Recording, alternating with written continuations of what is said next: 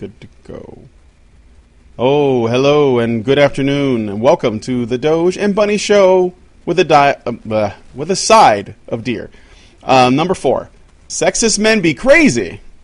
So, I am Brian, and joined by Bunny Blackwell as well as Mr. Teal Deer, and we're going to be looking at an article posted by the Washington Post and the study that the article claims to be using.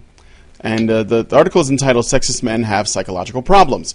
Now, before we get into it, I'm going to give you guys a little bit of backstory. Also, let us know how we sound, if I'm like crazy loud or if whatever.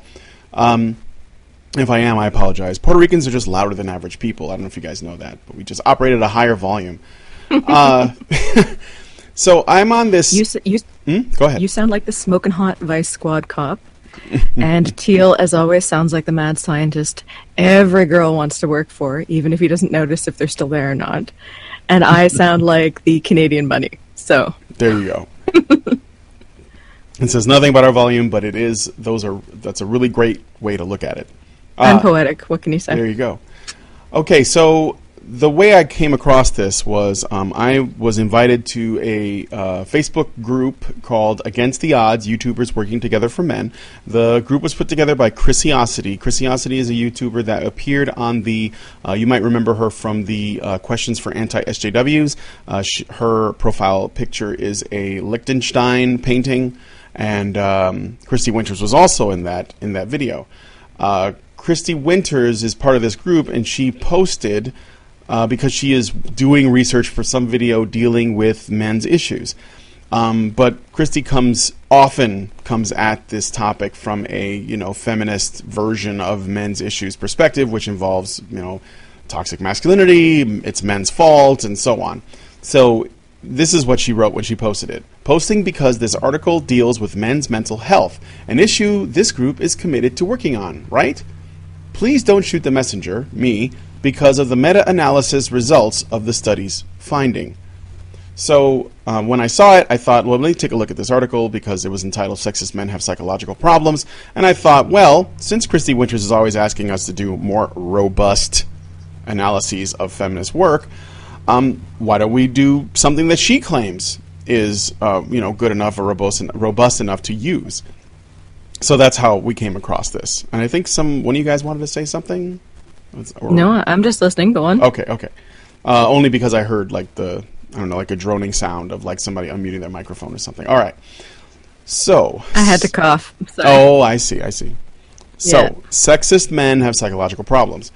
I'll read a bit of this, and then we'll look at the study. A psychologist looking at 10 years of data from nearly 20,000 men found that those who value having power over women and endorse playboy behavior and other traditional notions of masculinity, note the language here, are more likely to suffer from psychological problems and less likely to seek out help. Turns out that cultural norms that hurt half of society's members aren't too good for the other half either. Who'd have thunk it? The new meta-analysis, which was published Monday in the Journal of Counseling Psychology, synthesized 78 studies on masculinity and mental health gathered between 2003 and 2013. The participants ranged in age from 12 to over 65, and the vast majority were men. A little more than half of the studies involved predominantly white men, although some focused on African Americans or Asian Americans. Most of the studies did not ask respondents' sexual orientation, but among those that did, most of the participants were straight. Researchers then identified 11 norms considered to be traditionally masculine: desire to win, need for emotional control, risk-taking, violence, dominance, sexual promiscuity or playboy behavior, self-reliance, primacy of work, power over women, disdain for homosexuality, and pursuit of status, and looked to see whether they were associated with particular mental health outcomes. Note that all these 11 norms that are considered to be traditionally masculine are actually things that feminists describe as toxic masculinity: desire to win, need for emotional control, risk-taking, violence, dominance, sexual promiscuity, playboy behavior, self-reliance, primacy of work, power over women, disdain for homosexuality, and pursuit of status. In general, the men were struck more strongly In general, the men who struck more strongly to these norms were more likely to experience problems such as depression, stress, body image issues, substance abuse, and negative social functioning. They were also less likely to turn to counseling to help deal with those problems. The effect was particularly strong for men who emphasized playboy behavior, power over women, and self-reliance. Lead author Y. Joel Wong of Indiana University was not surprised by the results. It's not rocket science, he told Popular Science. It's something that's been demonstrated over 20 years of research. A growing group of psychologists are interested in studying toxic masculinity, the idea that some traditional ideas, apparently all of them, according to what you guys listed, some traditional ideas about how men should behave are harmful to men, women, and society overall. The point is not to demonize men. Somebody wants... What? Bunny? No? Nobody? No, I was coughing and making notes, and I don't want to interrupt you because you're on a streak. Okay. I honestly do mute wherever possible so I don't interrupt. Oh, no, I appreciate that. Yeah. The point is not to demonize men, or the attributes some of them possess. It's more to understand how behaviors encouraged in men can be damaging for everyone involved. For example, one of the studies... And note that the link here, this is the study we're going to look at, cited in Wong's analysis, looked at 108 men who had been referred to a program for committing domestic violence. These men were disproportionately likely to embrace the norms of dominance and emotional control, as well as to say that men shouldn't share their emotions or ask for help. The authors of that study theorized that men with these values are more likely to take out anger and frustration on their partners rather than appear weak by seeking emotional support. I think let's go ahead and look at the actual study that Mr. Wong put up so that you guys can see how, where the twist is at.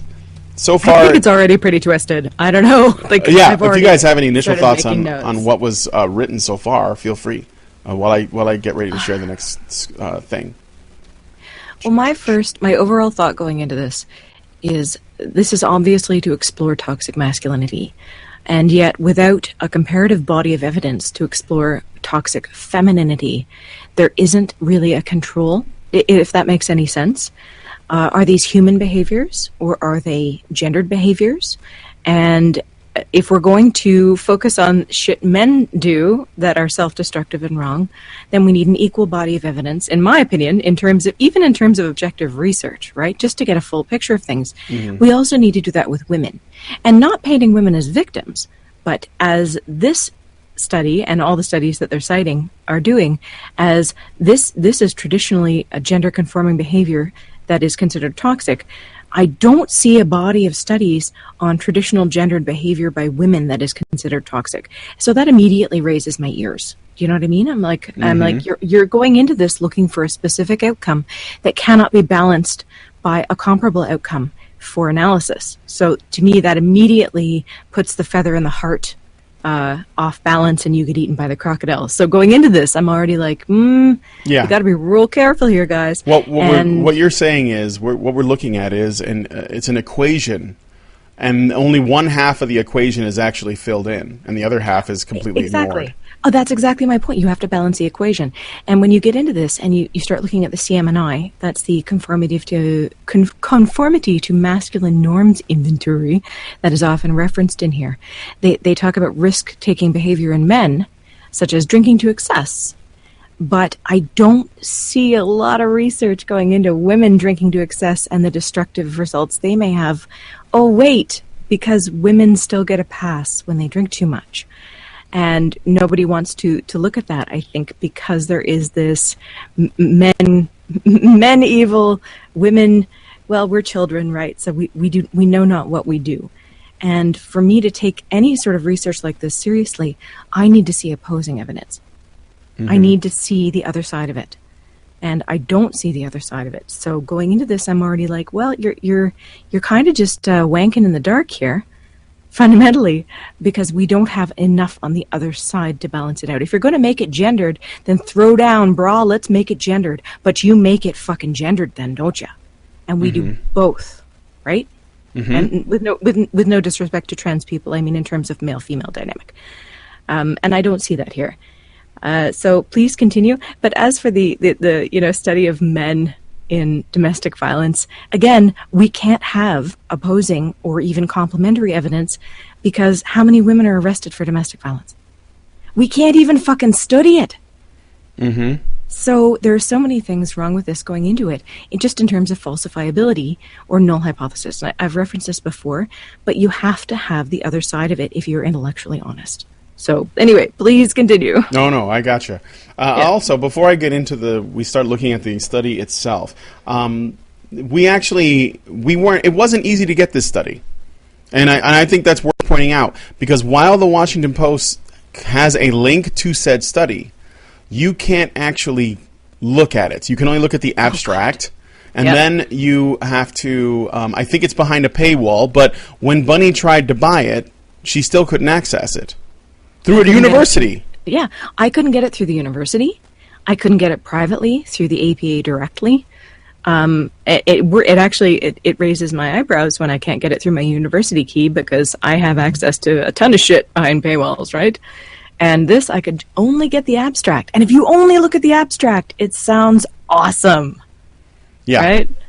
I can actually read the abstract that Bunny got, which is actually seems not the same as this one. I know. Let me see if I can find it. Yeah. Let me see here. What you're getting is my university database abstract. Yeah. So it's a different abstract. And that's just all like super fishy shit. I mean, you know. Well, and if the Washington Post is going to publish something, the study they link to should be accessible. And that's because as I was, I've been waiting to ask this of Teal, So when you were in school, if you tried to write a paper and all you could cite were abstracts, what would happen to you? Oh boy, yeah, no, you would... I'd be surprised if you were still allowed on the course. You'd be the Wicker Man, is what would happen. How'd it get burned? The bees. They're in my eyes. Yeah. Not the bees. No, it's true. It's true. You can't. You need to be able to access these things. So anyway, please continue. I'm sure chat is very curious about the actual article. All right, so let's look at the study itself. Before we go in, I'd just like to point out a couple of things about the article. Just before we get into that, we can section this off and never look back at the god-awful article. I couldn't have noticed, the article is basically saying things which are not in this study at all. Mm-hmm. They have sort of taken a reading of it which is completely different from what the data actually indicates. One thing which I find very interesting is, in this article, they actually stick in brackets the term toxic masculinity and toxic, and all these things. These words don't actually exist in this study. Toxic masculinity is not referenced in this study once. The word toxic is not in this study at all. You can word search it. The only time you find the word toxic is in the word intoxication, which was a study looking at drinking rates. Yep. That's it. So you can already see how the Washington Post has kind of manipulated what's being said here. And then what I find really sort of interesting, and actually a little bit dishonest on their part here, is they were sort of talking about the meta-analysis, and then like halfway through they sort of suddenly tangent from one example of one of the studies cited, and then they look at a case of domestic violence. Like they're kind of like then separating that one thing out from the actual meta-analysis. And then it's kind of like, so people who are violent disproportionately think that they can be violent towards people. Fucking duh. Yeah, right. Yeah, people who are violent think it's okay to be violent. Yeah. Color me surprised. Yeah, I needed a study to tell me that. Oh, and this is the whole thing that's running through my head, Teal, is by the very conditions that they're trying to connect with mental illness, they are by definition parts of mental illness. So they're creating dominoes that they're now going to knock over and act all proud that they knocked them over. Yeah. But they've already set it up that they cannot fail. Basically, yeah. It means nothing. It means nothing. In my opinion.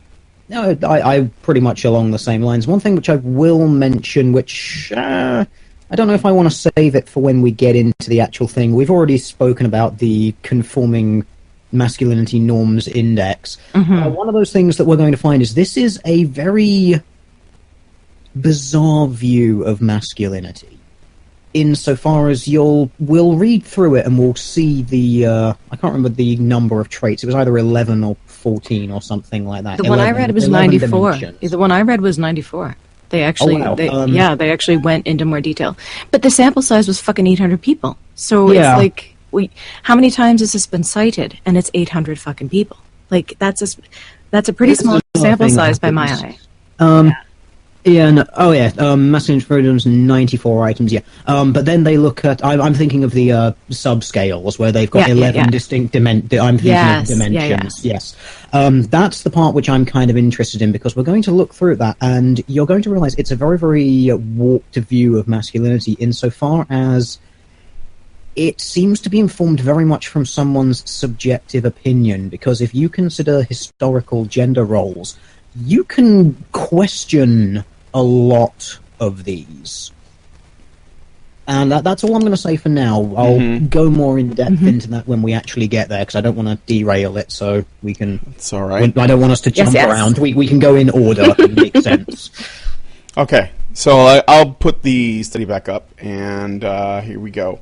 I'll read the opening bit. Despite theoretical postulations that individuals' conformity to masculine norms is differentially related to mental health-related outcomes depending on a variety of contexts, there has not been any systematic synthesis of the empirical research on this topic.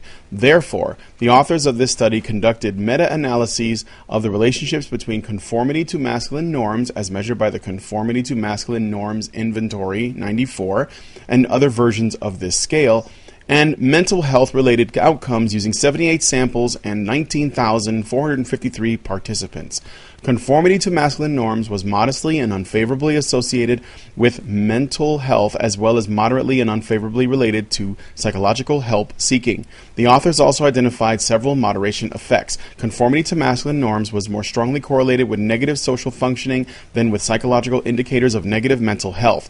Conformity to the specific masculine norms of self-reliance, power over women, and playboy were unfavorably, robustly, and consistently related to mental health-related outcomes, whereas conformity to the masculine norm of primacy of work was not significantly related to any mental health-related outcomes. These findings highlight the need for researchers to disaggregate the generic construct of conformity to masculine norms and to focus instead on specific dimensions of masculine norms and their differential associations with other outcomes. Okay.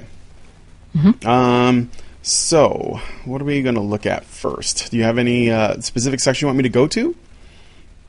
Bunny or teal deer? No, it's pretty long. Yeah. So that was the thing that I was thinking about. And let's see. Maybe there's a bit where the actual the present study. We can do this, I think. Okay.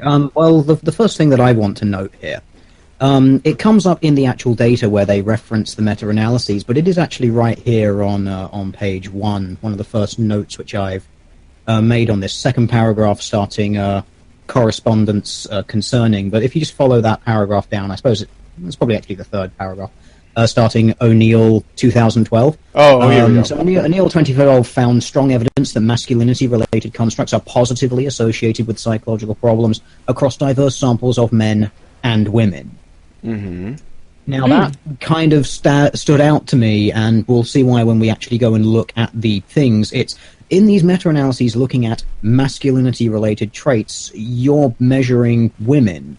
One thing which I find really, really interesting is in the positively correlated examples later on, looking at the proportion of the results that they found relative to the studies, you are going to have found women who were exhibiting those traits and therefore being negatively affected by them as well. So calling them masculine traits therefore seems to be somewhat a misnomer, because clearly they are exhibited by women and clearly they are then negatively affecting those women as well. So why are these traits, what makes them inherently masculine?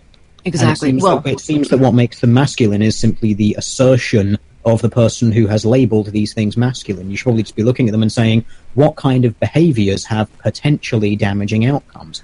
Because throughout the study they see... Yeah, because throughout this study they find these studies, and they find some of them have damaging things, but other times they have positive correlations as well. So they're kind of all over the place with this a little bit. They kind of eke it down in a way that they get what they want out of it, and I think it's a bit misleading and dishonest.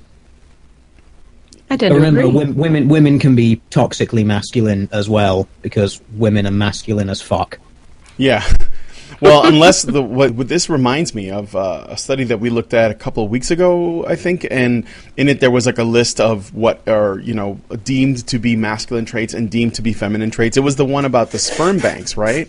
Yeah. And I wonder if that's what what I mean. they're The BEM index. Yeah. yeah, and I wonder if that's what they're using to determine what masculine behavior is. Playboy behavior, putting your work first, being what are these things again? Because I don't think these are specifically masculine, but I think they're being marked that way. Yeah. Playboy nature.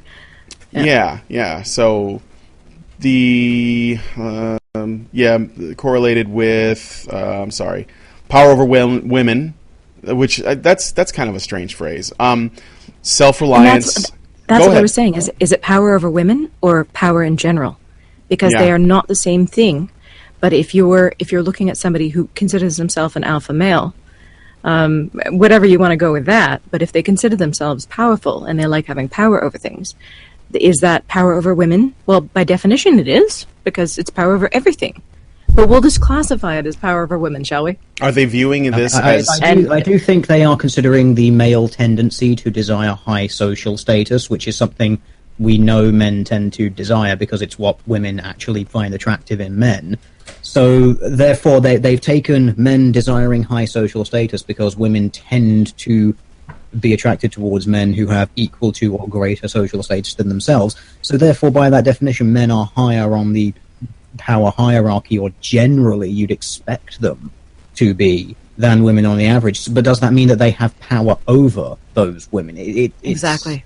It's so clever. Very manipulative in phrasing, and I'm not a fan of it, because again, it's okay, power over women, but if they've got high social status, they have power over everyone. So Yeah.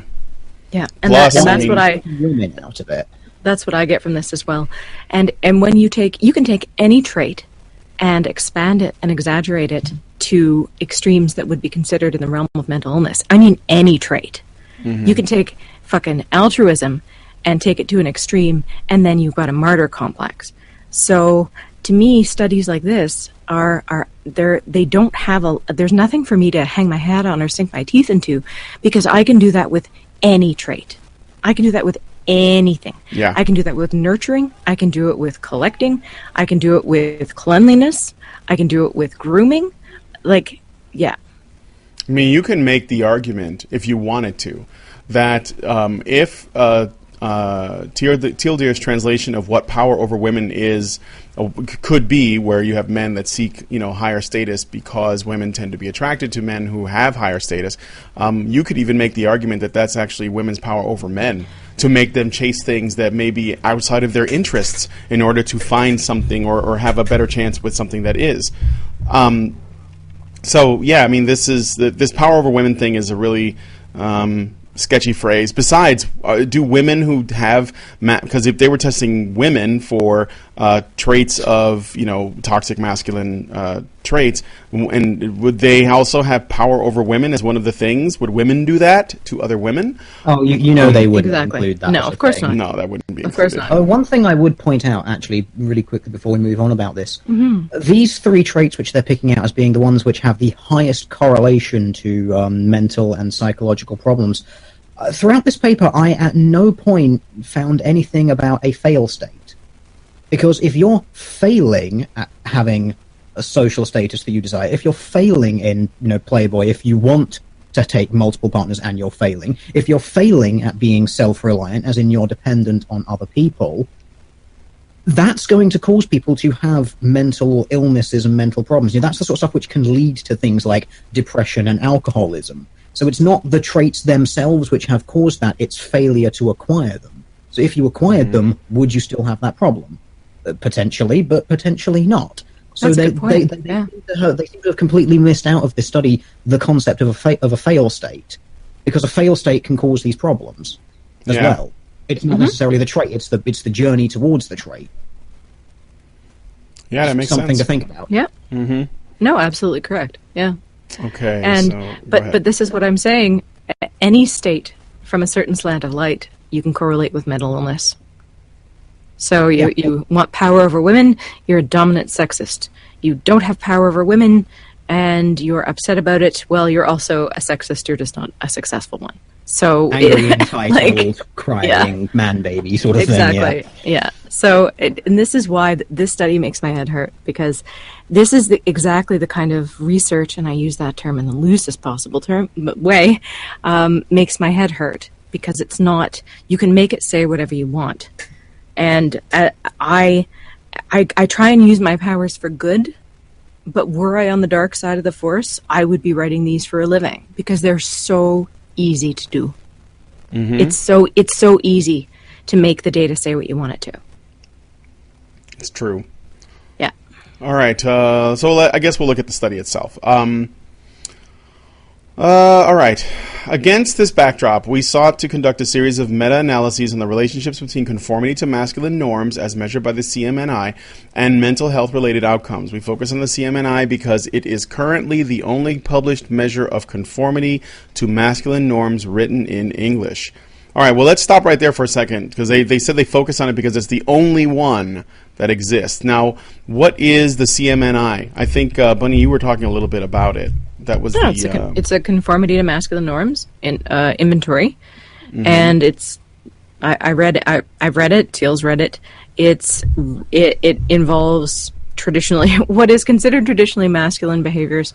Sample size was about 800, if I recall correctly, but again, it's largely opinion based. So right. There you go. So this is probably not the best thing to draw from, you would argue, and it's the only one, but that doesn't necessarily mean that that's good, right? I wouldn't give it a ton of weight, again, because to me it's so biased. Risk-taking behaviors, like I said, risk-taking behaviors such as drinking too much, well, they're being considered a masculine trait, but you must consider the bias of your audience as being subjective, and perhaps people just don't like to think about what happens when women drink themselves into oblivion. Mm-hmm. Because women don't do that. And when they do, it's not their fault, because their boss left them alone in a bar. Yeah. And then they got in trouble. So or they're just, even when women do it, they just call it masculine behavior. So it's still men's fault. They're just engaging in it. 14-year-old, I was drunk, man. Yeah. Like so I don't think we're considering these things, and I don't think the researchers are considering it either. But yeah, so I don't give it a ton of weight myself.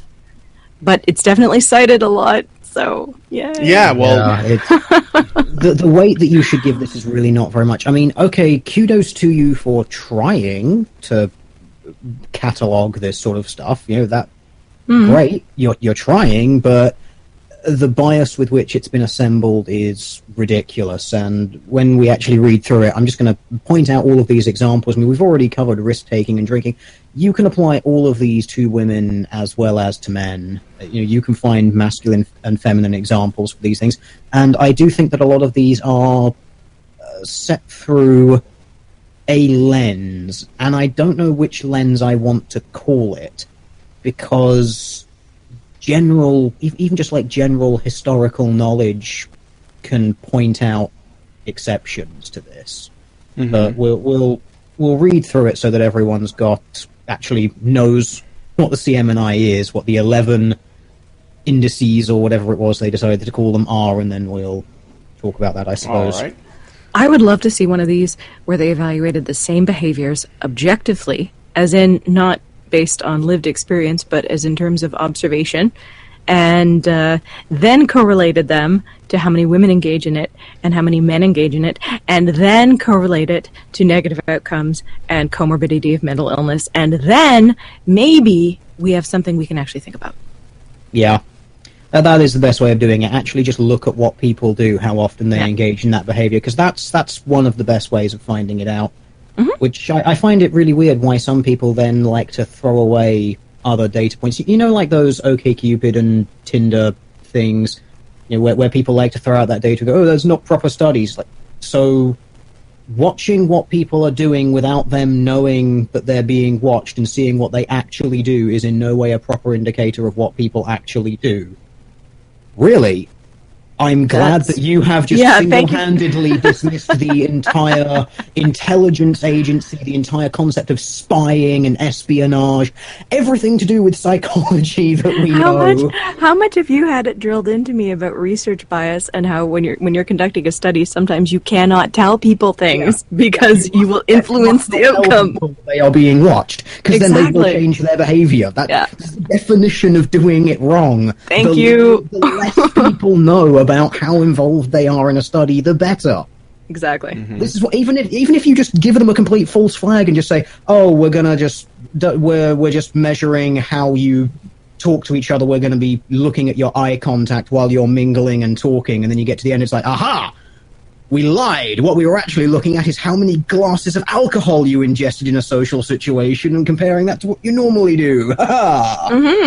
Yeah. There Even you something like that, because it takes their mind off of what they're potentially being watched for. But Bingo. whatever. Anyway, as we continue to this Let's continue. study. Yeah. We focused on mental health related outcomes in this study because they are the most widely studied topic in the psychology of men and masculinities, and also have important practical implications for clinical practice and for individuals' well-being. To ensure that a broad spectrum of studies were included in our meta-analyses, we adopted Key's conceptualization of complete mental health, which does not equate the absence of mental illness with the presence of mental health. Keyes also included psychological well-being and social well-being under the conceptual rubric of mental health. In support of this conceptualization, a factor analysis of positive indicators of mental health and indicators of mental illness in a national study of the U.S. adults identified a two-factor model reflecting the latent variables of positive mental health and mental illness. Therefore, following Keyes as well as previous counseling psychology meta-analyses involving mental health, we treated positive mental health and negative mental health as original or orthogonal construct. Furthermore, we included psychological help seeking as an outcome in our meta-analysis because it is also a mental health-related outcome and one of the most widely studied constructs in the psychology of men. In sum, we had three broad sets of outcomes in this study: positive mental health, negative mental health, and psychological help seeking. The predictor variable in our meta-analysis was conformity to masculine norms, as measured by one of the versions of the CMNI. Given prior evidence of the bi-factor structure of the CMNI 46 in a U.S. mixed sample of college and non-college male adults, we examined both the total score as well as the subscale scores of the CMNI in our meta-analyses. Okay. They had four main goals in the study. And although they had used the three perspectives as a framework to guide their research questions and moderation effects, these perspectives are not competing hypotheses. Therefore, evidence for one perspective does not imply a lack of support in the other. First, they estimated the direction and magnitude of the relationships between conformity to masculine norms and our three sets of mental health-related outcomes. Based on the broad empirical literature on masculinity and mental health, we expected conformity to masculine norms to be unfavorably associated with mental health and psychological help seeking. All right, so let me just jump to what they actually did. The method. Whew. All right. Yay! A member of... What? Go Sorry, ahead. I was just going to say, I don't know if you're familiar with Keyes's, theories and idea of total mental health, but it's like a holistic thing, right? Mm-hmm. Where they also consider your relationship with your community and your interpersonal relationships. This is pretty standard in healthcare. You know, you look at, I made a video about it. They do consider what's your relationship with your family? Do you do any volunteering? Things like that. But what I find interesting is, again, they're kind of tipping their hand a bit here, because when you are using that in this context, men tend to be less community and social oriented in the same ways as women. So if you are using that to determine a signifier of mental health, a man isn't likely to say, "I have 20 best friends." Right. They tend to be more individualistic. Yeah, I've got like one really good friend, a bunch of drinking buddies, and other people I chat with. I don't know. Like it's so I would love. I wish I could be a fly on the wall to see what their actual criteria were. I mean, yeah, when men are, I wouldn't say men. When people are really self-reliant, that doesn't just mean that they're less. Yeah, that doesn't just mean that they're less dependent. It also means that they tend to be just fine alone. They don't necessarily care about their social status as much. It's not as big a deal to them. They're less concerned with that because they're happy in their being alone or with a small group of people or what have you. So, yeah, can we just point out again for people who've just tuned in that self-reliance in this particular study is being considered a negative thing? Yes. A negative masculine thing. Self-reliance, it's bad, guys. It's toxic, apparently. It's toxic. Wow. Being an individual. And I think the reason is because feminism is, and I know I'm going back to this, but I do think that feminism is definitely playing a factor in this. It is a collectivist ideology. Mm-hmm. So if you're not part of the collective, then something is wrong. You're not thinking about everybody else. Why are you only thinking about yourself? It's selfish. You shouldn't do that. Being selfish is bad. Are you reading an Ayn Rand novel? How you should be burned at the stake. So yeah, or Ayn Rand. I know. Anywho, it's okay. I'm breathing now. Okay, yes, go on. No, there's so many things to point out in here, but this is such a fucking clusterfuck. Like I can't even, and I can't even with this. I can't even with this study, and there's so many things we could point out, but we don't have 5 hours. So let's continue on and get the good ones, the juicy teal deer and zinger ones. All right. So a member of a research team identified the empirical studies that examined the CMNI and mental health related outcomes to be included in our data set. First, this member conducted a preliminary literature search for both journal articles and dissertations and theses in our 4 electronic databases: Google Scholar, PsycInfo, PubMed, and Medline. Using the keywords conformity to masculine norms. The exact phrase conformity to masculine norms was used for the Google Scholar search because of a large number of hits the search yielded without the use of quotations. Why are you telling us this shit? I'm gonna jump ahead because page filling. Yeah. Oh, yeah. Okay. What this means is they had a word count that they needed to hit. Yeah. You don't need to write down in any sort of academic study like why you bothered putting quotation marks around a search or something like that. It's pretty much assumed that you're going to be searching for keywords and you're reasonably competent at it. This is just padding. Mm-hmm. Yeah, this is just to make it long. And to say, see, other people think like us too. See. Yeah. Oh, that's not a good. That's not a. We searched our things and we found too much information. Oh. Yeah. Oh. Do you remember berries? Do you remember?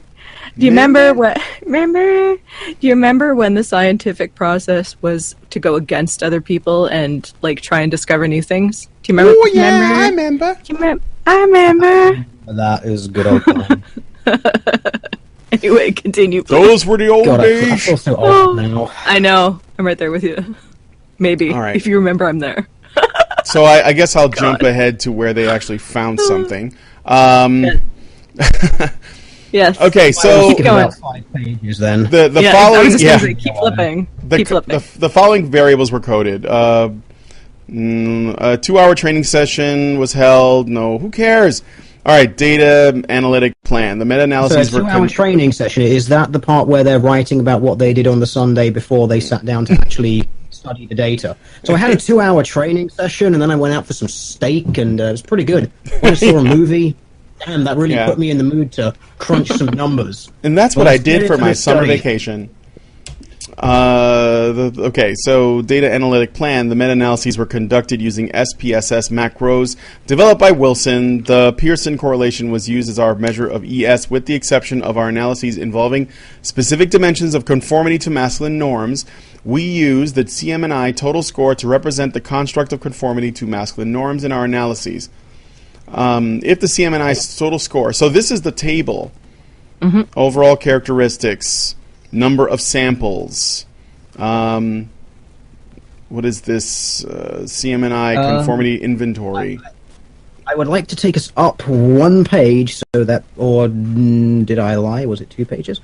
Down 2 pages? Forward? No, up one. I'd like us to actually tell people what exactly is on the CMNI before we look at the sample characteristics. Okay. Because I think that's kind of important so that people actually know what exactly the conformity to masculine norms index, or was it index or inventory? Inventory. Yeah. Yeah. I think it's kind of important for them to actually know exactly what is on that, because this is a fucking gold mine of hilarity. Yes, it is. So, it is. Yeah, it's page 2, and it's the second Page 2? paragraph down, starting. Yep. Furthermore, the conformity to masculine norms inventory. What did I skip it? Page. Oh, here Page we go. 2. Page 2. All right, and it starts with furthermore. Furthermore, the conformity. Furthermore, the Conformity to Masculine Norms Inventory 94, which was developed to measure individuals' adherence to masculine norms, encompasses 11 subscales corresponding to 11 distinct dimensions of masculine norms. Winning, emotional control, emotional control, risk-taking, violence, dominance, playboy or playgirl, self-reliance, No. primacy of work, power over women, disdain for homosexuals, and pursuit of status. Several factor analytic studies have provided support for the hypothesized factor structure of the CMNI 94 and the CMNI 46, a briefer version of the CMNI 96 that corresponds to its subscales. The sheer number of subscales makes this measure an ideal assessment tool to address differential effects of conformity to masculine norms on mental health-related outcomes. It is therefore entirely conceivable that conformity to some masculine norms might be associated with psychological distress, whereas conformity to other norms might not.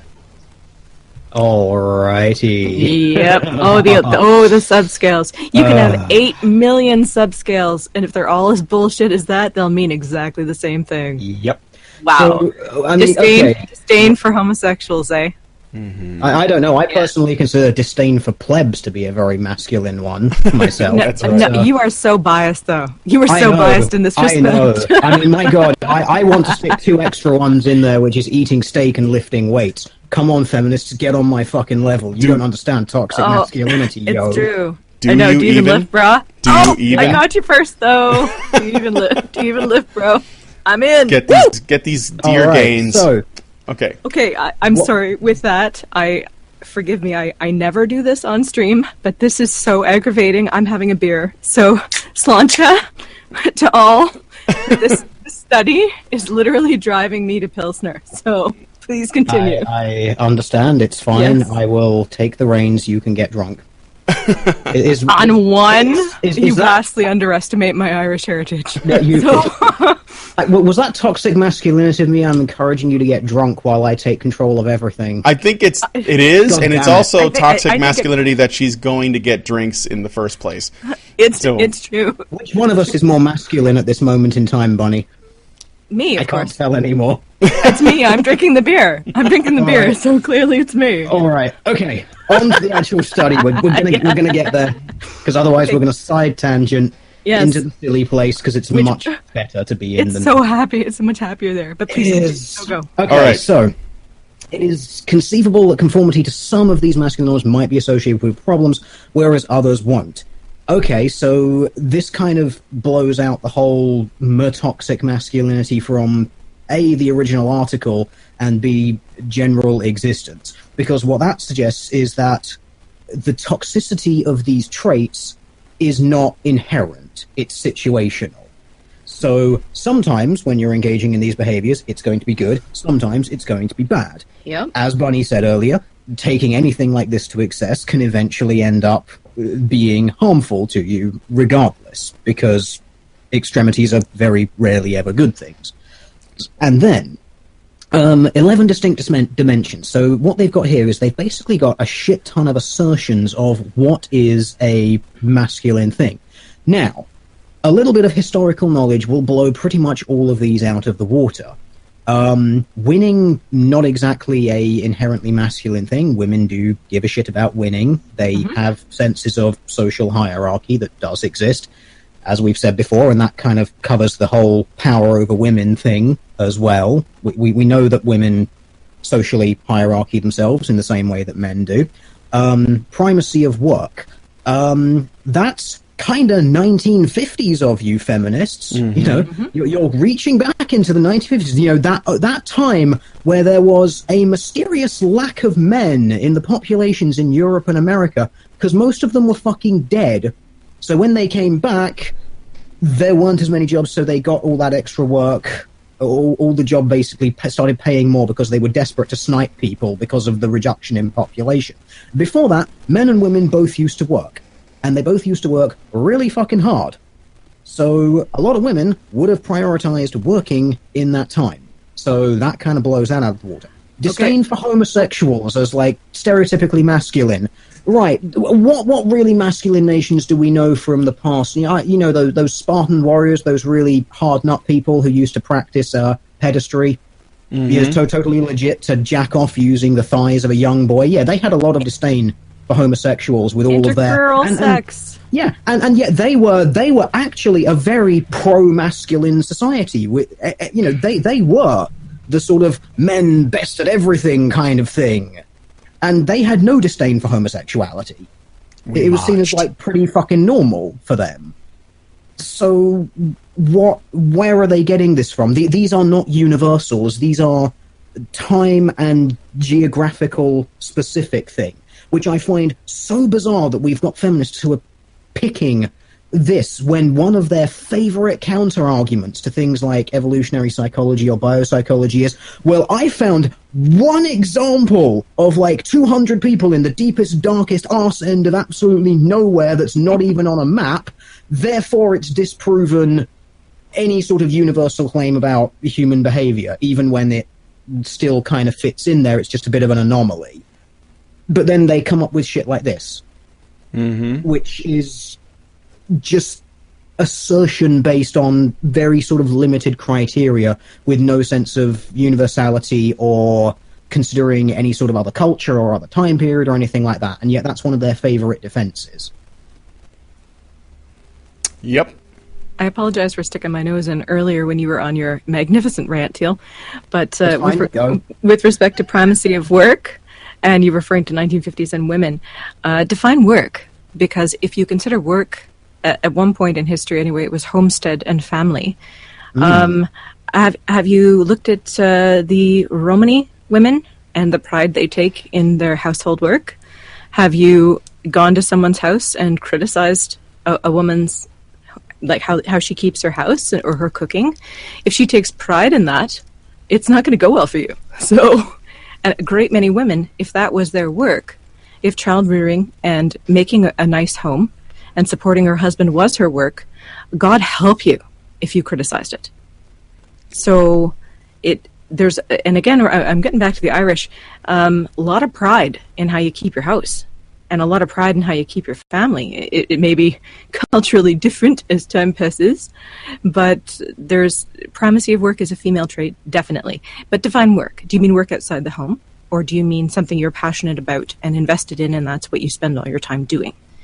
So I actually find primacy of work as a masculine trait quite anti-progressive. So I like that point. That is a good point. Problematic, guys. It's problematic. I endorse this point. Thank you very much. Let us continue. All right, so I'm looking at the table here. This shows the samples by gender. Male 4, female, or sorry, female 4, male 71. I'm not sure what these numbers correspond to, but it says samples were classified as mixed if the authors did not report separate effect sizes for female. Those were the individual studies. They have 78 individual studies, and these were the focuses. So 71 of the studies contained exclusively men. I see. 4 were exclusively female, and 3 of them were a mixture of both. Yeah. They say, oh, they didn't report, but that's probably because it was mixed. So again, this brings up what I said earlier. They're talking about these as masculine traits, but they're examining them in women. Mm-hmm. And then some of the results which they come up with later, if you kind of look at them a bit more mathematically, it starts being, well, how many of these traits were applied to those women? And yet you're trying to pass them off as masculine, which... Bleh. does that then make that behavior masculine if both men and women engage in it? Well, I would say no. It makes it human. I don't think I read this closely enough because it was a bit short for time, but Brian and Teal, perhaps you did they even establish a baseline of the kind of mean incidence of mental illness in the general population anywhere in here? Anywhere at all? Anywhere at all? I did read it quickly. I don't remember that, actually. Because that would be important. I'm looking here. Because I don't think they did. No, that's just mental illness is a reference. Masculinity-related constructs of mental illness. Mental illness-related outcomes in the study, conceptualized under the rubric of mental health, meta-analysis of mental health. I'm not actually seeing baseline. Yeah, I didn't either, because before you can establish these certain quote-unquote masculine traits as correlated with mental illness, you must have a baseline of general, like a control group, right? You have to have what's the general, not even factoring these traits, what is the general rate of mental illness in a population? Do they have a control group anywhere in here? No, I don't see anything. I didn't see one. There is no control. Oh, if there was a control group, it would be in the results category, because it would have to be there as something to test against. Oh man. Yeah. Well, we can look. We can go through the results, I suppose. And I noticed they didn't do any Latinos. I'm hurt. There was no Latinos in the study. I know. Either that, or we're all just sane. I don't think so. Well, no, they've got an honourable mention. Oh, okay. Somewhere. I actually put this in my notes. By admission of the writer, masculinity can be problematic or beneficial, and this depends on circumstance. And the quote that went with that was, the perspective also dovetails with recent advances in intersectionality scholarship as applied to men of colour. For instance, the negative consequences of conforming to the masculine norm of emotional control might be less severe for Asian American men than for Latino American men, because emotional control is congruent with Asian cultural values that promote emotional restraint, but less so with Latino masculinity ideology of caballerismo. Is that how you say that? Caballerismo? That sounds probably more likely. Mm-hmm. Okay. I don't know how to pronounce this word. I'm far too British. Manly men. It's okay. Manly men. Manly men. Fair enough. But so they've just said that these traits are not inherently toxic necessarily, but the mental health outcomes could be dependent on the culture. But instead of looking at the ways that culture could change in order to make these men less mentally ill, instead it's the men's fault. Mm-hmm. I've solved the study. Oh, I knew that. I knew that was a conclusion before I started looking at it. God. It's interesting. That's if you're writing the articles. The actual study suggests otherwise. But it's modest. It's modest, right? It's really small. I would consider it insignificant, frankly. But if you look at the article, it's like, no, yeah, we totally solved this, and like it's nothing anybody didn't know, guys. Nth meme. Oh my God. Okay, keep going. I'm gonna drink more. Go. Machismo. Machismo. Okay. Results. We'll look at those. We examine the presence of, this is the preliminary analysis. We examine the presence of publication bias as a function of the type of publication for negative mental health, positive mental health, and psychological help seeking. No differences in ESs were detected between articles and dissertations and theses for negative mental health, positive mental health, and psychological help seeking. Furthermore, an examination of the funnel plots exhibited a distribution resembling an approximately symmetrical inverted funnel for all three outcomes, suggesting that publication bias did not adversely influence the meta-analytic findings. Because extreme ESs may distort meta-analytic findings, we explored the presence of outliers using the criterion of 3 standard deviations away from the mean. Well, what is the mean? Mm-hmm. We found only one, and the mean is claimed to be Cooper 2017. Maybe that's a different paper. I'm not sure, because that's the citation. Cooper 2017? Yeah. So he publishes it next year? Yeah, I'll give you the mean next year. Yeah, okay. Okay, that's fine. That's fine. We're referencing papers that clearly don't even exist yet because it's from 20. Are you fucking serious? You're referencing something from next year. I assume it's already been accepted and just hasn't actually been. I assume it's been written and accepted, but just hasn't actually gone into perhaps actual paper. You can't look at it yet. Journal yet. Yeah.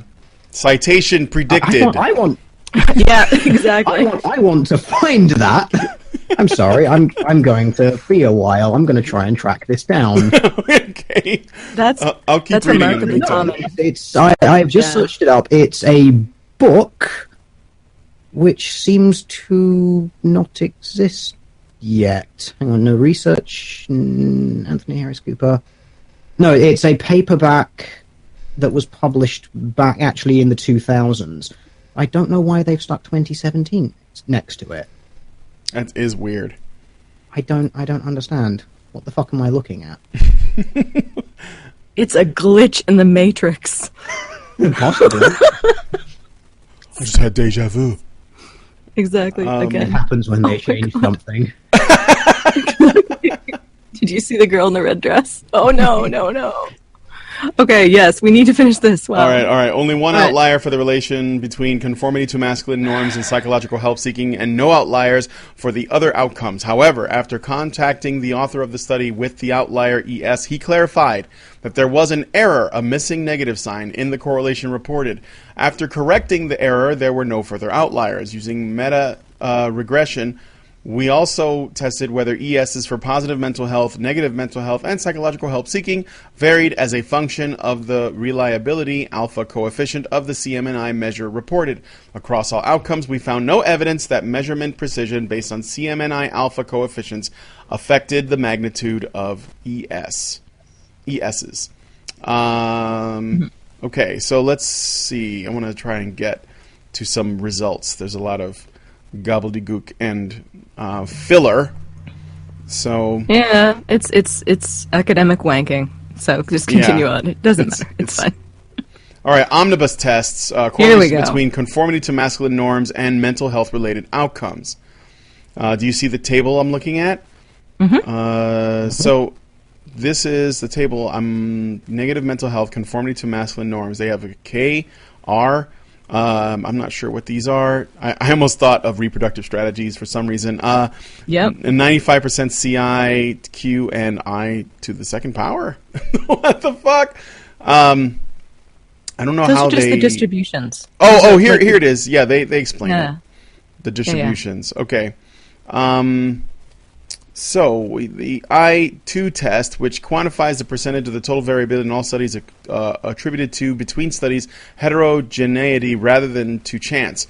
I2 equals 100% times IQ, or no, IQ minus DF divided by Q, with larger values signifying higher percentage of heterogeneity. I2 values of 25, 50, and 75% correspond to low, medium, and high degrees of heterogeneity. So according to this is where it is right here. Negative mental health, conformity to masculine norms, 53%. Conformity to specific dimensions of masculine norms, 73.4%. So apparently the specific dimensions of masculine norms they may be referring to, this is negative mental health. Okay, so these are probably the what are the ones that they pointed out were the worst? The Playboy behavior, the power over women. Don't forget that. Yeah, power over women. Homophobia, power over women, and Playboy behavior. Right. So yes, Master. May I have another? There you go. Yes, and so I guess these are the specific dimensions, and that's higher than the conformity to normal dimensions, the 52%. And then in the positive mental health category, people who conform to masculine norms, 76%. So that's not bad. So I'm not really sure what they're saying. Like that, the article is making the claim that sexist men have psychological problems. That's basically their ultimate thing, and then they relate it to things that this study doesn't even talk about, like domestic violence. Right? It's not even in here, is it? I haven't seen it. No, it's related in the CMNI, right? So it's referenced as a reference. So it's like one step out. Yeah. And so when you look at the positive mental health in the study, I don't know what the K is. Maybe it's the number. I don't know. The conformity. I'll look at that real quick before I go back, because they should have something in here that tells me. Tables. There should be tables, really. They really should. Okay. Cohen's guidelines were used to categorize the magnitude. R values of 0.1, 0.3, and 0.5 reflect small, medium, and large ESs, respectively. So that's what the R value is. As shown in Table 2, conformity to masculine norms was significantly and positively related to negative mental health, as well as significantly and negatively related to positive mental health. So it's related to both of these things. ESs for both analyses were small. Conformity to masculine norms was also significantly and inversely related to psychological help seeking, with this relationship exhibiting as a medium ES. The Q statistic was significant for negative and positive mental health, which I already looked at. Q, let me see here. We computed the I2 test, which I already talked about. To address our second research question, based on the outcome-centered perspective, we tested moderation effects of conformity to masculine norms based on specific types of positive and negative mental health outcomes. The Q stat was significant for negative mental health, implying differences in ESs as a function of the type of negative mental health. Given our hypotheses that the ES for negative social functioning would be stronger than that for psychological indicators of negative mental health, we reanalyzed the results by comparing negative social functioning with negative psychological health. In support of our hypothesis, the link between conformity to masculine norms and negative social functioning was significantly stronger than that between conformity to masculine norms and negative psychological health. In contrast, the Q statistic was not significant for positive mental health. This non-significant finding remained in a reanalysis in which positive mental health outcomes were classified as social well-being versus psychological well-being. I have to say I'm not surprised at all that conformity to masculine norms relates to not seeking psychological help, considering when you go to get psychological help, they tell you to, they shame you or tell you to man up or treat you like a woman. So, I don't know. That doesn't surprise me at all. Just put that out there. Mm-hmm. Yeah, there seems to be very little taking into account the actual social ramifications of what they're implying that they're looking at here. Exactly. If you want to measure, like, the effect that someone will have in a society, or the society's effect on that person, you have to be aware of what that is. So, is a man seeking help for mental health the same as a woman seeking help for mental health? Well, we know that the answer is no. But what exactly does that mean? Because I would consider men going on a voluntary military exercise as potentially a form of therapy. I would consider men going camping for 2 weeks by themselves as a form of seeking psychological help. So, or does it have to be in a certain way? Does it have to be talk therapy? Of course it has to be in a certain way for them, because they can't accept the idea that men and women have different ways of functioning and handling things like stress and emotional outlets and whatnot. That doesn't factor in to them. A better question is, do you have a coping mechanism for psychological self-help? Yes. And that would change the game. Mm. Or do you have to sit in somebody's office and listen to how you need to talk about your feelings all the time? Really? And would rather be getting a root canal. Yeah, when they say like psychological help seeking, is that what they mean? Therapy? Is that the only way you define it, or are there other ways that you can define that? Well, it's seeking help, so I would assume that by definition that requires other people to be there. Yes. Mm-hmm. But that could be... I would assume. Yeah, no, for sure. But what I'm wondering is that the difference between seeking professional help, like a therapist or a psychologist or whatever, or just, maybe participating in some activity with friends in order to help, that's not professional, basically. Or maybe even like going to see your priest or, your coach or whatever, something else, basically. I know someone who deals with their depression, a man, by carving things and getting them installed at bars. Like he carves bar tops and he carves old school chair backs and stuff. And he gives them to bars. And it gives him a tremendous focus and pleasure seeing people enjoy what he's put his time and effort into. And that's how he copes. I would consider that psychological self-help, you know? Yeah. So, but it's not. It's not, because you have to sit and you have to talk about how you know, you wet the bed when you were 2, and that's what happened. You can't actually focus on results, can you? And yeah, it makes me crazy because so many people are not getting help for what they need, Yeah, men specifically. But that's perhaps another show. But yes. Mm-hmm. So I okay. just, yeah. Yeah, so let's see. There's a couple of other things here. In contrast to negative mental health, only 4 of the 11 dimensions of conformity, those are the ones we listed earlier, to masculine norms were significantly and inversely related to positive mental health. That is, emotional control. Wait, isn't that stoicism? Isn't that not good? Playboy. So this is related to positive health? Inversely related. Inversely, okay. Self-reliance and power over women, whereas winning, violence, dominance, primacy of work, disdain for homosexuals, and pursuit of status did not exhibit significant effects. Interestingly, risk-taking was favorably and significantly associated with positive mental health. Similar to negative mental health, self-reliance exhibited the largest ES in its association with positive mental health. The ES for the association between the 11 dimensions and positive mental health ranged from 0.12 for risk-taking to negative 0.3 for self-reliance. As for psychological help seeking, there were insufficient ESs to analyze dimension differences for risk-taking and dominance. However, all but 2 of the remaining 9 dimensions of conformity to masculine norms, primacy of work and pursuit of status, were significantly and inversely associated with psychological help seeking. The ESs range from less than 0.01 for pursuit of status to negative 0.3 for emotional control, which was the only dimension to attain a medium ES overall.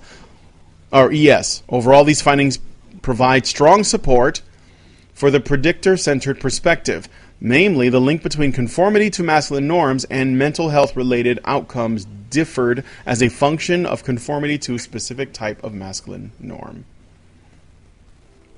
All right. Finally... Oh, that's interesting, yeah. Yeah, so some are beneficial and some are not. Yes. Circumstantially and relating to what environment you're in. Okay, great. How do you intend to take any sort of action on this whatsoever? You've basically said nothing. Exactly. And with respect to emotional control, when you look at emotional control, I do think that men naturally have different emotional responses to things. Even look at our tear ducts, right? This has already been established. However, how many men have an artificially imposed emotional control because they're told their feelings aren't important? And that isn't even touched on here. How many men have learned to have emotional control because nobody fucking cares anyway? And that would be my question in my mind. If that is related to negative mental health outcomes, well, I think you're looking at the wrong end of the horse. Because you're looking at the result, the symptom, but you're not looking at the cause. Mm-hmm. That's what struck me with that. So, yeah. Yeah, all right. Yeah, hey, if I'm wrong, tell me. No. It's just that what they are finding here is really not very much, and there's people trying to draw conclusions from the data that isn't there. Oh, especially when you look at the Washington Post, yeah. Yeah, and there is a lot of inference here in this. I mean, it's just bizarre. There really does seem to be just this. They have a very distinct idea of what they think masculinity is, and it's such a subjective thing that it's basically worthless. I mean, they're talking about like social dominance and all this sort of shit. No, you are aware that throughout a lot of history, a lot of men have been quite content and actually perpetuated the norm of know your place. You know, there's a reason why things like patriarchal-centered religions have rules like respect your parents. Mm-hmm. That's not be socially dominant. That's know your fucking place. Know who's better than you and fucking show them the respect they deserve. Filial piety, everything they call it. Yeah. Yeah. The We're looking at, like Teal Deer was saying, we're looking at a study that there's not much that's very useful here, and it's not necessarily like, they tested women as well as men, and they found that these. I think that there's a lot of problems here. First off, this 11 dimension of conformity to masculine norms, that's like, I don't know that that's good science there all by itself, because a lot of the traits, as we talked about before, are things that women also do. Especially these days. I think that's even more common. I wonder how old this 11 dimensions of conformity to masculine norms is as a concept, and if it doesn't need to be revisited. Because that actually is likely the thing that the Washington Post and Christy Winters was holding on to use as evidence of why toxic masculinity and the patriarchy is the problem. And not that, this is stuff that this is a human thing. And yes, they tend to be things that men do more, but they're not male. Like men don't own this kind of behavior. Yeah. So they are not inherently gendered behaviors by any stretch of the imagination. They're taking human behaviors which, yes, are predominant in perhaps one gender more than another, but then they are using a behavioral preponderance in certain groups to then state that is basically then a function of biology, which, no. That there are biological bases for preponderance in behavior, but they haven't established this link between these to that. Yeah. And we can do that. Not thoroughly, no. Yes, we can do that, absolutely, in certain ways, but the way that they are just defining them is so wishy-washy, and as I've said, very circumstantially dependent. Mm-hmm. Men have not feared homosexuality throughout all of history. It's been very celebrated in some places. Feminists love pointing that out when it suits them. And not when it doesn't. Yeah. What I find interesting is... sorry, go on? No. You go ahead, do your thing, because I got okay. I got something else. You got a long one. Okay. Yeah. I find it interesting that when you are first introduced to feminism, which neither of you necessarily have, but I was front and center in the infantry for some time because Canada, and what you were introduced to is this idea that it's the they are forcing these patriarchal gender norms. They are forcing them on us, and they're the enemy, and we need to smash the patriarchy, tear down the walls of gender conformity. Nothing holds us back but our chains, blah, blah, blah. And yet, all the studies coming out that are from that perspective, all they do is reinforce fucking gender norms. Reinforce stereotypes of masculine and feminine behavior. Instead of looking at a gender neutral, or even if you account for the genders, do both, right? Or try to make it somewhat equal. But no, it is the feminists who are saying they're dividing us, and then they divide the genders, right?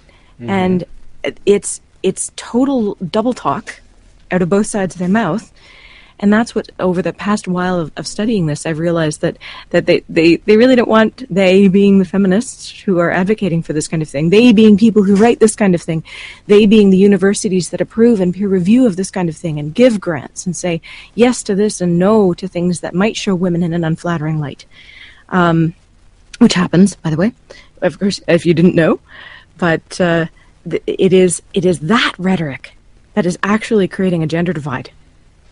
Because let's just say I was a feminist by the actual dictionary definition. My goal would be to show that we're not so different. We can achieve equivalent things. That would be what I'd be trying to prove. I would be trying to say these behaviors can be seen in both men and women. So let us not separate the two. Let us put us on more equal footing. Different, but it's not like men are bad in this way and women are bad in this way. Let's get a more nuanced and overhead view. Let's do more research. But that's not what's coming out of feminism. Mm-hmm. We're getting more gendered rhetoric out of feminism, which is what completely blows my dictionary definition out the window, doesn't it? Mm-hmm. Go on, Okay. Dosh. Oh, I wanted to point out one other thing. There is a section in this study that is titled "Limitations and Implications for Research and Practice." So they point out that how their study is flawed. And despite the contributions of our findings, we acknowledge several limitations on our study. First, our meta-analysis focused only on conformity to masculine norms and mental health-related outcomes and do not generalize to other masculinity constructs and outcomes such as health behavior, example, physical exercise. Second, because our meta-analyses consisted only of studies written in English, it is possible that we might have excluded studies written in non-English languages. So basically studies from other countries whose primary language is not English. Third, the studies in our meta-analyses were based on correlational data. None of them involved the experimental manipulation of variables that would enable researchers to draw causal conclusions about the contingent effects of masculinity on mental health-related outcomes. Additionally, given the paucity of longitudinal studies in the psychology of men and masculinities, we could not test whether ESs differed as a function of the temporal sequence of conformity to masculine norms and mental health-related outcomes. So there's more, but I want to stop on the correlation thing because I was thinking about that.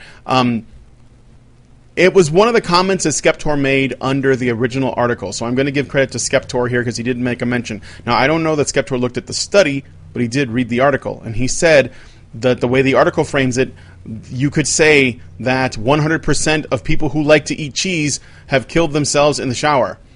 So, but that doesn't mean that eating cheese leads to slipping and killing yourself in the shower. And so that this is... I mean, this is what this is pretty suspect, you know. And I'm glad that the people who made the study were honest enough to point that out. I don't know that the people who made this were maybe they didn't have an agenda per se, but they're probably working with some pretty faulty stuff, like the 11 dimensions of masculine norms list. I don't think they have an agenda. I think they're just working with what they've got.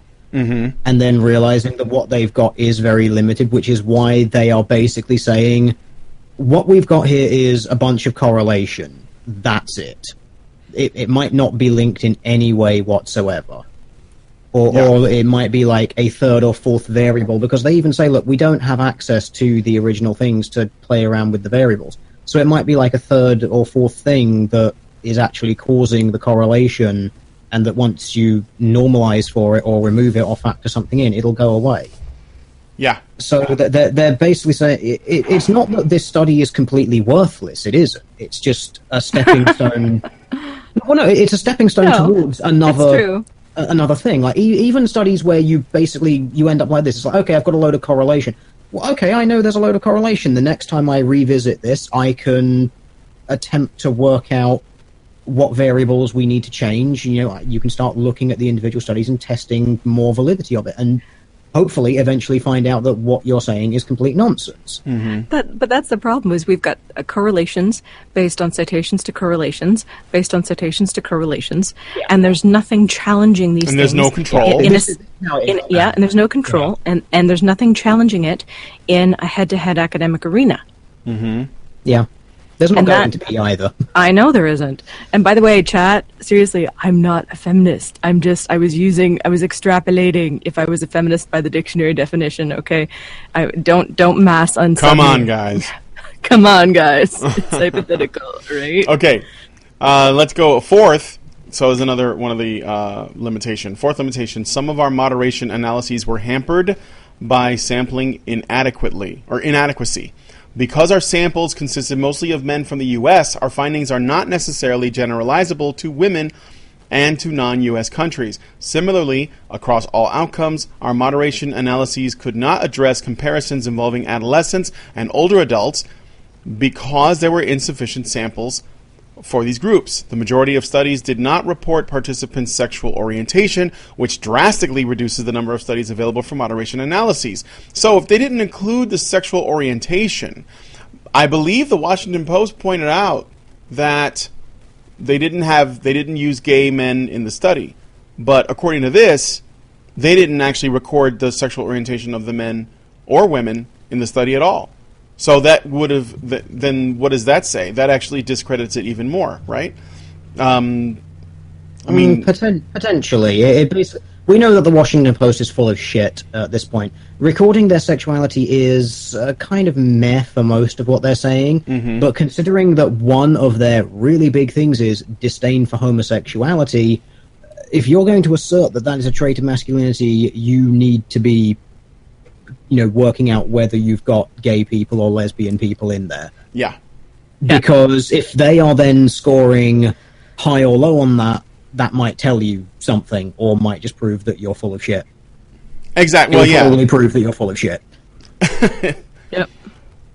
Collectively, these concerns They then have internalized homophobia, faggotry, or something. Oh, I yeah, don't know. yeah. Collectively, these concerns point to the need for more research on conformity to masculine norms among individuals from diverse groups and countries. Fifth, our significant moderation effects involving demographic variables have to be interpreted cautiously because they do not explain the underlying psychosocial mechanisms that might account for the varying amount of conformity to masculine norms on mental health-related outcomes.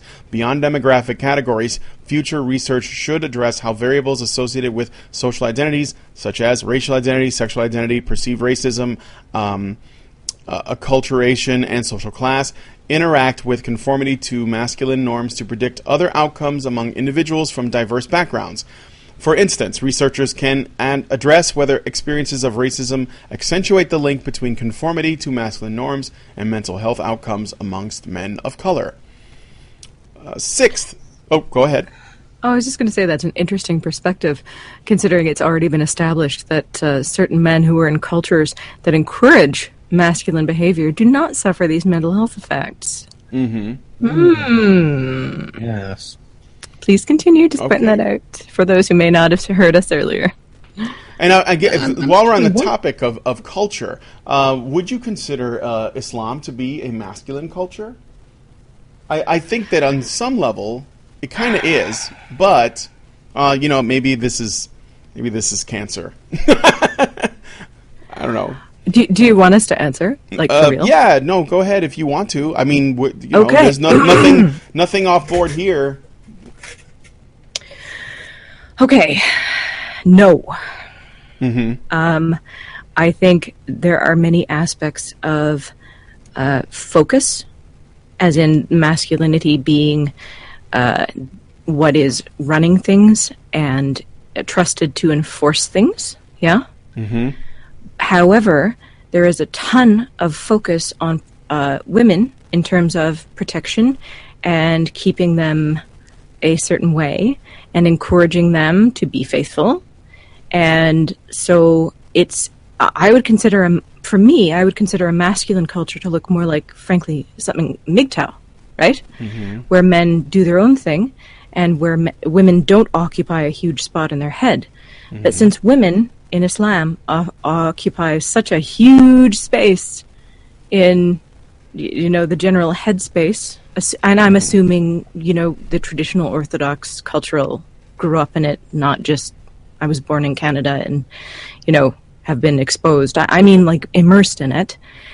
Women occupy a tremendous space in Muslim men's heads.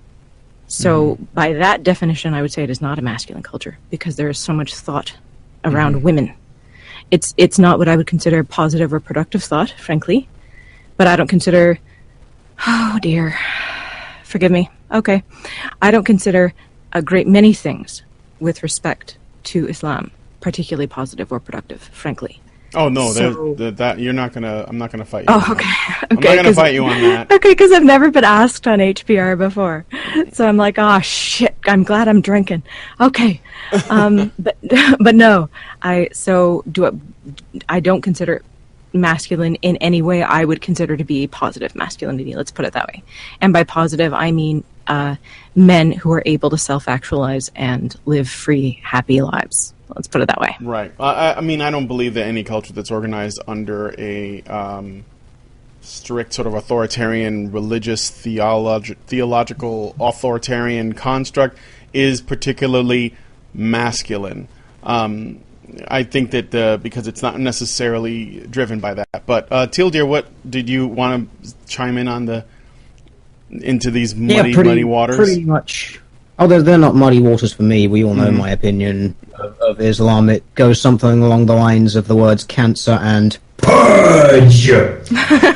But, because nobody's ever asked me on any stream ever what my thoughts are, and I thought that was deliberate on their part, saving their channel subs, because it's something that I'm actually quite passionate about. But okay, good.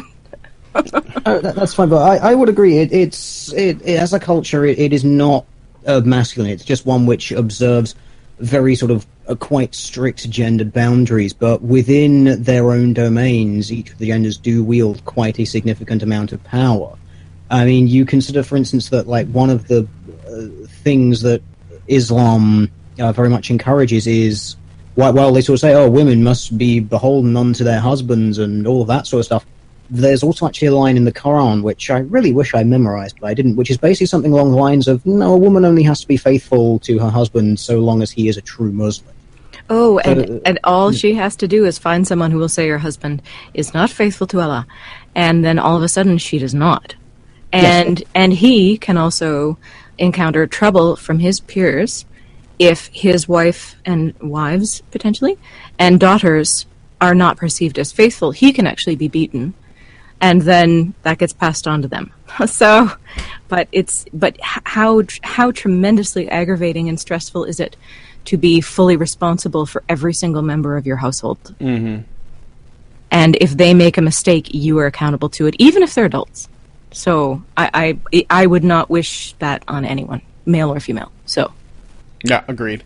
I thought about it out loud because I also had seen articles and videos about British women who were basically choosing to date Muslim men because they find them to be more masculine than British men. And I didn't. This was just something that was going on in Britain. And I was also reminded of other stories I had heard where there were women who, they were Western women, and they were like, well, I like Muslim men because they are manlier, they are more masculine, they're more, they lead, they take charge, this kind of stuff. And I was asking myself, well, is that really the case, or is it just their perception of the case? Because I agree with you guys in terms of what it is, but I wonder why they see it that way. And so that was one of the things I was bringing up. That's a super interesting point, Brian, because this is something I talk about a lot with respect to the BDSM community. And there's a can of worms for chat. There you go, guys.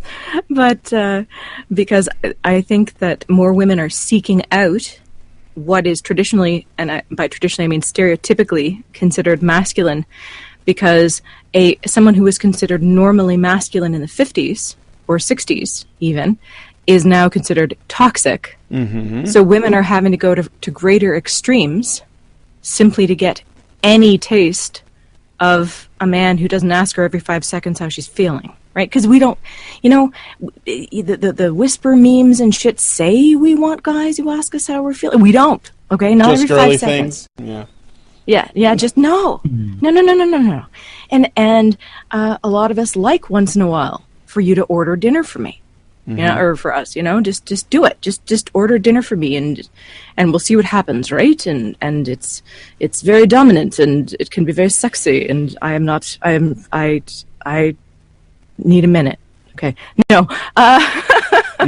But these are not things that are oppressive or harassing, but they are now considered toxic. So I'm seeing more women going to the fetish community for even a small slice of male dominance.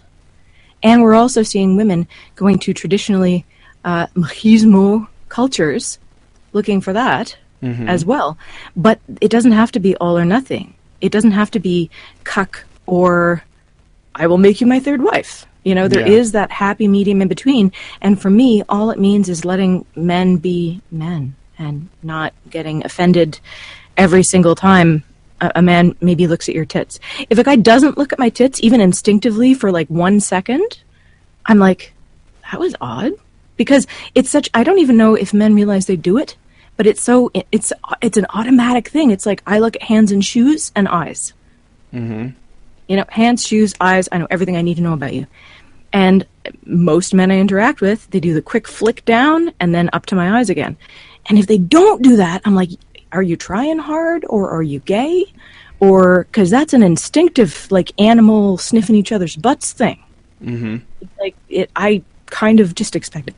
But anyway, the point is, yeah, I think women are going to go to further and further extremes to find what used to be considered an okay and acceptable level of men being men.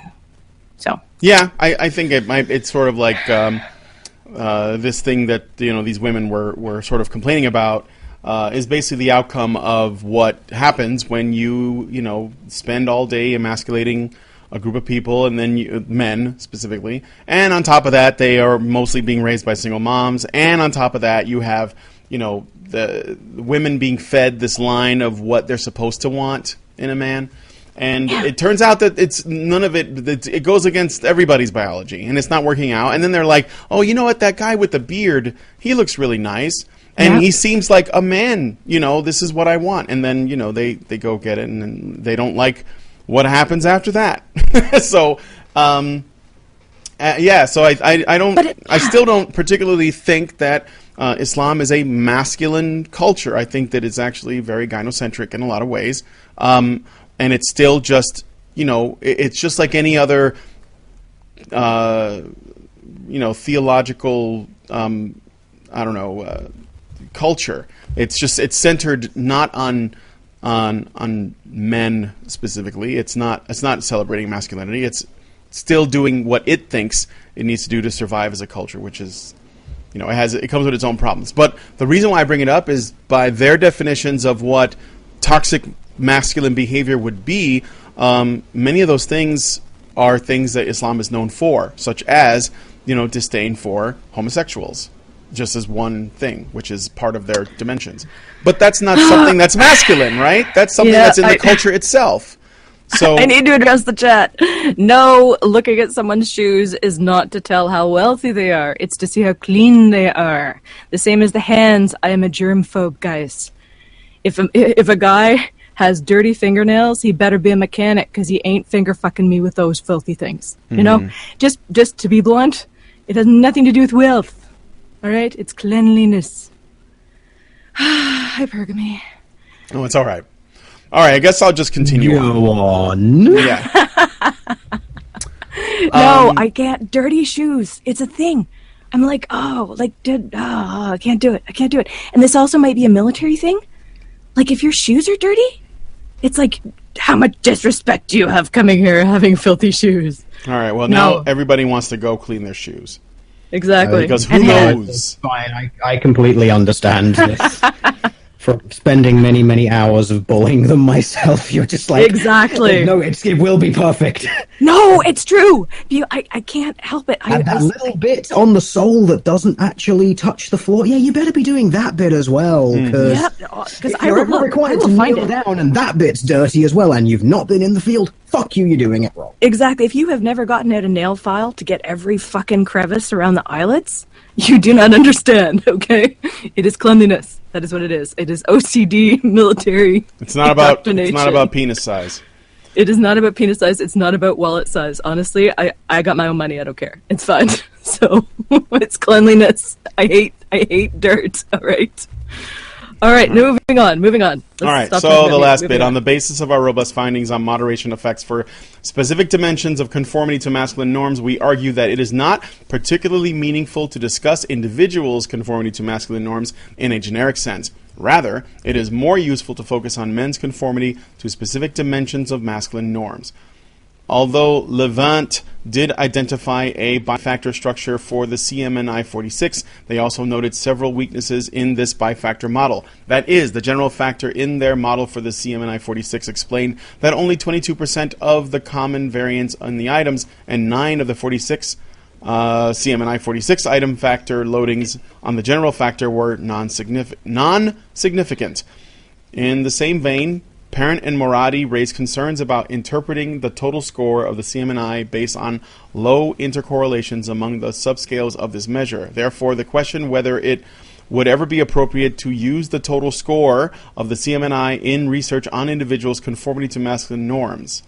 So they question that. Instead, we recommend that researchers should routinely use the subscales to explore differential associations between specific dimensions of conformity to masculine norms and other outcomes.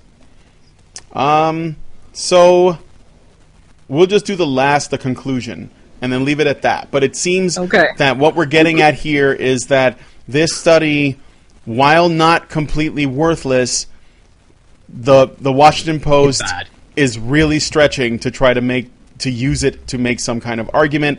And Christy Winter, shame on you for not looking into it, or maybe you didn't care.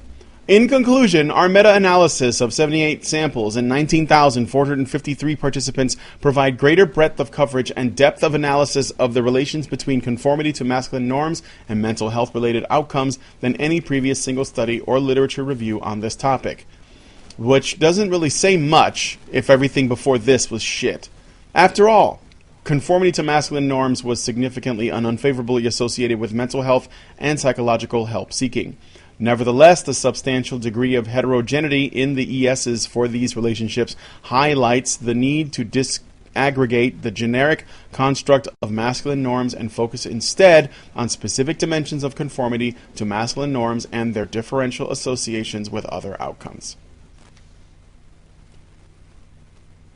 And that's the end of the study. And then there's a whole bunch of citations, which reference other things. Some of which come from the future. Yes. Mysteriously. I still can't get over that. 2017, okay? Exactly. I don't get how they pulled that one off. I wonder how many other ones are from the future. Many of these are pretty recent, though. I guess that's not too awful. But, no, that's also kind of a bit of a sign of the potential... Sign of the times. Yeah, it's a bit of a leaning... in some cases, recent studies can be very, very helpful, but we've also got a lot of recent taint, especially in like psychology and sociology, as the intersectional feminist hypothesis or assertion, as I just like to call it, the intersectionality assertion has just made its way so deep into the pyramid of citations that just roots through academia. It's not necessarily good that all of these citations are actually quite recent. Yeah, it looks like the oldest one is from 2001 in this. Okay, that's a bit old for general use. But here's, Teal, I'm sure you'll have something to weigh in on this. Behind the research curtain. Step 1, decide what you want to prove. Step 2, prove it. Step 3, find things retroactively that will back up your opinion and then cite them in text. And this is not how science is supposed to be done. However, this seems to be how a lot of it is being done now. Yeah, just decide what you're going to prove it, and then find things that support it somehow. Yes, that is what this does. I mean, I hold people to that standard on YouTube because, let's be honest, providing evidence for something you say on the internet is kind of as good as you're ever going to get. I don't expect anything more than that. But it seems like that is also the standard for academia as well now. No, generally what you'd want to do is start with your hypothesis, gather your data, analyze all of that data, and then maybe try and work out why it doesn't work. If you can disprove your own hypothesis, you did it wrong, but that should probably be your aim. Just like creationists. Yeah. I don't know. I mean, I'm not at a high level or anything, but a lot of the experiments I do, because I go in as blind as possible, I really do try and adhere to, like, the let's just see what happens. And a lot of times it does not prove my hypothesis, and I'm like, no, okay. Yeah, but as long as you're honest about it, which is still like, well, this is what actually happened. I wonder if I can use this for something. Thank you, and that gives you your next experiment, doesn't it? Because then you go, these are the variables I need to change. So let's do this independent variable, this dependent variable. Let's change these parameters. Let's try it again, and maybe we'll get something. And that is how you build a body of data on actual trying shit. Right? And not knowing if it's going to work. Said this paper isn't complete garbage because it's basically just said, we found a load of correlation. There is no way of proving causation or even any particular link. There's a shitload of variables that they have absolutely no idea about, but, you know, this could be the first study in a long line of 20 or 30 studies that eventually turns up something useful. But this thing by itself, if you're making any definite statements based on something in this paper, you're doing it wrong. Mm-hmm. All right. Well, then, if you guys don't have any other thoughts, I'm going to close this out because I think we've gone through the paper. I'm good. And yes, chat is hopping. Chat is very lively right now. They are. So. I'm glad that they're having fun. I hope you guys enjoyed this this analysis, and we really got in there and analyzed this Analyzed? paper. But is it black anality? I'm still waiting for that, Teal. Come on. You're keeping me hanging. I'm so ready. I'm almost there. Come on. You said hanging. Giggity. It's Yep. giggity. Your body is prepared for my black anality. I am. You only need to make like a 3-second video at this point. I'm just saying. So I'm good to go. I could invite you in for the experience. There you go. How about that? Oh. There you go. If I promise not to fangirl, I won't. I won't. Oh dear. Okay. Now the chat is full of fanfic. Yeah. Why did we do this? Our chat's Little always ready jackalopes. to ship various This was various great, guys. woodland Thank creatures you. together. I wish we had a better. I'm sorry. I wish we had like a more toothsome study, because this was just because this was just like blah blah. This is what we've decided. There you go. Yeah. However, sometimes pointing that out is useful too, right? And So but before we, got into it all, first we went out for coffee and I ordered a latte, but my friend got a macchiato, and I thought, why did you get a macchiato? It's got not enough milk in it. And then it's true. after he got that, he insisted on a special kind of cinnamon for his macchiato. And then that's basically what's in this paper, right? And then we talked about skateboarding. Some of these are like. Yeah. That is actually what these are like. I have a paper about dildos and how they oppress women, and it is literally. I love it. It is literally. I went to visit a couple of friends in India, and I wanted to go sex toy shopping, and then I got thinking about how oppressed they are. You have published your Tumblr blog in academia. It was peer reviewed. Oh my god! Wow. So we need to start doing. Oh, what if you're ever short for? Heresy! How do you get this nonsense published in academia? You filthy, vile Xeno scum! Be purged in the Emperor's name! Speaking of purging in the Emperor's name, so continent why? No, someday if you're ever short for things to do, I swear to God, I get the campus newspaper. It is a lol cow. All right, so if you're ever short for things to do, I'll just get a campus news, and I will post articles from it because it's hysterical. And these are the people who are going to be doing your thoracic surgery. You're welcome. Sleep well at night. So, All right. Thank you so much, chat. It was wonderful. It's always a pleasure to stream with you, Teal, and thank you so much for having me, Brian. Oh yeah, this is our show. Teal's I know here as it's the guest. Bunny and the Doge. It's Bunny and the Doge, but nothing rhymes with Doge, so I can't do this line. Yeah, no. I tried hard to find something that rhymed with Doge, and nothing does. But so. Actually, we were looking at Pinky and the Brain lyrics, maybe. I don't know. We'll be back. We'll get something down.